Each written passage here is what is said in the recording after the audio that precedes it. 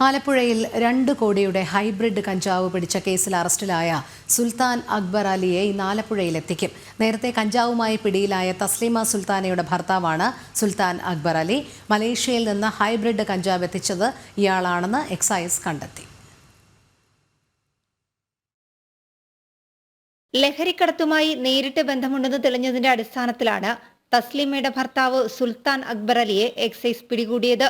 Mobile കടകൾക്ക് second hand mobile ഫോണുകളും ഉപകരണങ്ങളും വിതരണം ചെയ്യുന്ന ജോലിയായിരുന്നു ഇയാളുടേത്. ഇത് വാങ്ങുന്നതിനായി സിംഗപ്പൂർ, മലേഷ്യ, തായ്ലൻഡ് എന്നീ രാജ്യങ്ങളിൽ ഇയാൾ പോകാറുണ്ടെന്നും അന്വേഷണ സംഘം കണ്ടെത്തി. ഇതിന്റെ മറവിലാണ് സുൽത്താൻ അക്ബർ അലി ഹൈബ്രിഡ് കഞ്ചാവ് എത്തിച്ചത്. തായ്ലൻഡിലേക്ക് കടക്കാനുള്ള ശ്രമം നടത്തുന്നതിനിടെ തമിഴ്നാട്ടിലെ എണ്ണൂരിൽ നിന്നാണ് ഇയാളെ പിടികൂടിയത്. ഇയാളുടെ പാസ്പോർട്ടും അന്വേഷണ സംഘം പിടിച്ചെടുത്തു. സുൽത്താൻ അക്ബർ അലി നടത്തിയ വിദേശയാത്രകളെക്കുറിച്ചും എക്സൈസ് അന്വേഷിക്കുന്നുണ്ട്.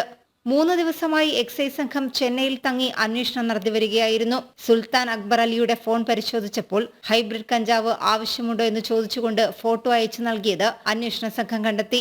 ഇയാൾ ലഹരിക്കടത്ത് സംഘത്തിലെ മുഖ്യകണ്ണിയാണെന്ന് തെളിഞ്ഞിട്ടുണ്ട്. നേരത്തെ പിടിയിലായ തസ്ലിമയും സഹായി ഫിറോസും റിമാൻഡിലാണ്. വൈകാതെ ഇവരെ കസ്റ്റഡിയിൽ വാങ്ങി വിശദമായി ചോദ്യം ചെയ്യും. ഇവരുടെ സിനിമാ ബന്ധം വ്യക്തമായതോടെയാണ് ആലപ്പുഴയിലെ ഹൈബ്രിഡ് കഞ്ചാവ് കേസ് ശ്രദ്ധയാകർഷിച്ചത്. നടന്മാരായ ഷൈൻ ടോം ചാക്കോ, ശ്രീനാഥ് വാസി എന്നിവർക്ക് കഞ്ചാവ് നൽകിയതായി തസ്ലീമ പ്രാഥമിക ചോദ്യം ചെയ്യലിൽ വെളിപ്പെടുത്തിയിരുന്നു. ചോദ്യം ചെയ്യലിന് ഹാജരാകുന്നതിന് ഇവർക്ക് നോട്ടീസ് അയക്കുന്നതിൽ വൈകാതെ തീരുമാനമുണ്ടാകും. ജനം, ആലപ്പുഴ.